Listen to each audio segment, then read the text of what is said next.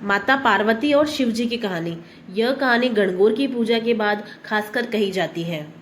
चैत्र का महीना आया। पार्वती जी को अपनी भाभी के उजड़ने के लिए पीहर जाना था। महादेव जी बोले कि मैं भी तुम्हारे साथ चलूंगा। तो पार्वती जी और महादेव जी दोनों नंदी को साथ लेकर निकल लिए। महादेव जी नंदी पर बैठे थे और माता पार्वती पैदल चलने लगी। तो लोग कहने लगे, देखो आदमी तो सवारी पर बैठा है और औरत को पैदल चला रहा है। महादेव जी उतरे और पार्वती जी को नंदी पर बिठाया। यह देखकर लोग कहने लगे, देखो औरत सवारी पर बैठी है और पति पैदल चल रहा है। ऐसा सुन पार्वती जी भी उतर गई और दोनों पैदल चलने लगे। साथ में नंदी भी चलने लगा। अब लोग बोले, वाहन होते हुए भी दोनों पैदल चल रहे हैं। तो पार्वती जी ने कहा कि देखो लोग कैसे हैं, दोनों तरफ बातें करते हैं, नंदी पर बैठने नहीं देते और ना ही पैदल चलने देते हैं।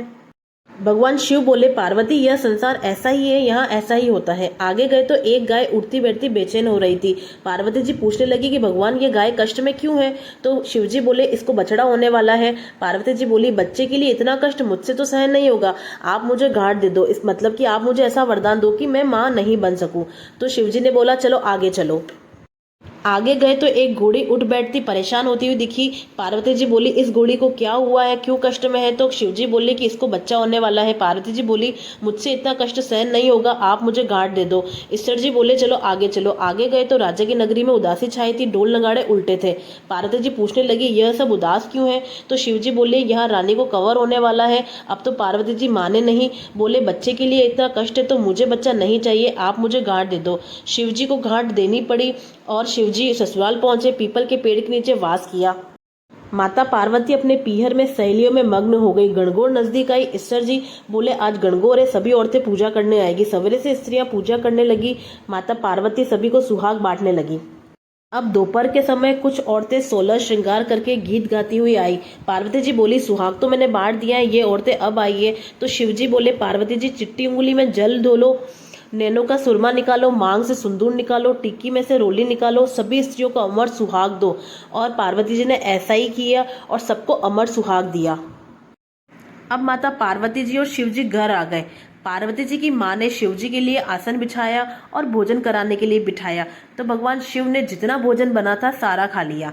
जब माता पार्वती जी भोजन करने के लिए बैठी तो माँ बोली, बेटी तू थोड़ा रुक, मैं थोड़ा भोजन और बना लेती हूँ। तब माता पार्वती बोली कि माँ मैं तो इस घर की बेटी हूँ, मैं तो कुछ भी खा लूंगी। तो पार्वती जी ने 2 जली बाटियां, मेथी की पिंडी और 1 लोटा पानी पीकर ही पेट भर लिया। अब पार्वती जी को उनके माता पिता ने सीख देकर विदा किया। शिवजी और पार्वती जी एक पीपल के पेड़ की छांव में थोड़े समय के लिए विश्राम के लिए रुक गए। ठंडी छांव के कारण माता पार्वती जी की आंख लग गई। तब शिवजी ने माता पार्वती जी की पेट की ढकनी खोलकर देखा तो उसमें 2 जली बाटियां, मेथी की पिंडी और थोड़ा पानी था। जब पार्वती जी की नींद खुली और शिवजी ने पूछा कि पार्वती जी आपने क्या खाया है, तो पार्वती जी ने बोला कि जो आपने खाया वही तो मैंने खाया है। इस बात पर शिवजी बोले कि नहीं पार्वती जी, आप मुझे सच बताओ। लेकिन पार्वती जी बोली कि मेरी माँ रसोई में भेदभाव थोड़ी ना करेगी। लेकिन शिवजी ने बोला कि मैंने आपके पेट की ढकनी खोलकर देखा है, उसमें 2 बाटियां, मेथी की पिंडी और थोड़ा सा पानी ही था। इस बात पर माता पार्वती जी नाराज हुई और कहा, हे स्वामी, आपने आज इस बार तो कर दिया, लेकिन दुनिया के साथ ऐसा मत करना। पियर की बात ससुराल में और ससुराल की बात पियर में नहीं करनी चाहिए। पार्वती जी इतना बोली और दोनों कैलाश पर्वत की ओर निकल गए। कैलाश पर्वत की ओर जाते हुए रास्ते में राजा के यहाँ शहनाई बज रही थी और सभी बहुत खुश थे। रानी भी बहुत खुश थी। यह देखकर पार्वती जी ने कहा कि कुंवर होने पर इतनी खुशी होती है, मुझे भी बच्चा चाहिए, आप मेरी गांठ खोल दो। लेकिन शिवजी ने कहा कि अब यह गांठ खोलने से भी नहीं खुलेगी, मैंने आपसे पहले ही कहा था। फिर थोड़ा आगे चले तो घोड़ी को भी बच्चा हुआ और वह अपने बच्चे को प्यार से चाट रही थी और वह बहुत खुश थी। और थोड़ा आगे चले तो उस गाय को भी बच्चा हो गया था और उसकी मालकिन भी बहुत खुश थी।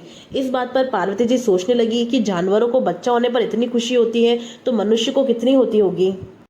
लेकिन माता पार्वती जी जिद पर अड़ी रही कि नहीं, आप मेरी गांठ खोलोगे तभी मैं आगे चलूंगी। शिवजी बोले कि अब कुछ नहीं हो सकता और यह कहकर दोनों कैलाश पर्वत पर पहुंच गए।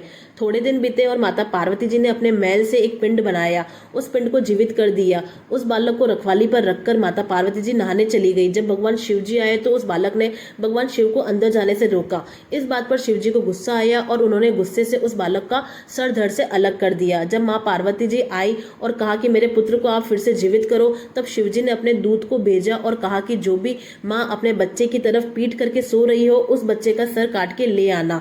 तो वह दूत घूमते घूमते एक जंगल में पहुंच गए और एक हथिनी अपने बच्चे की ओर पीट करके सो रही थी और वह दूत उस हथिनी के बच्चे का सर काट के ले आए। इसलिए कहते हैं कि बच्चे की तरफ कभी भी पीट कर नहीं सोना चाहिए।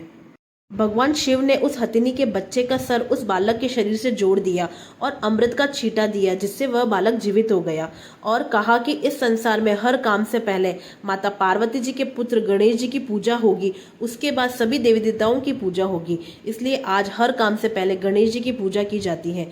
खोटी की खरी, अधूरी की पूरी। हे गणगौर माता, सभी को अमर सुहाग देना।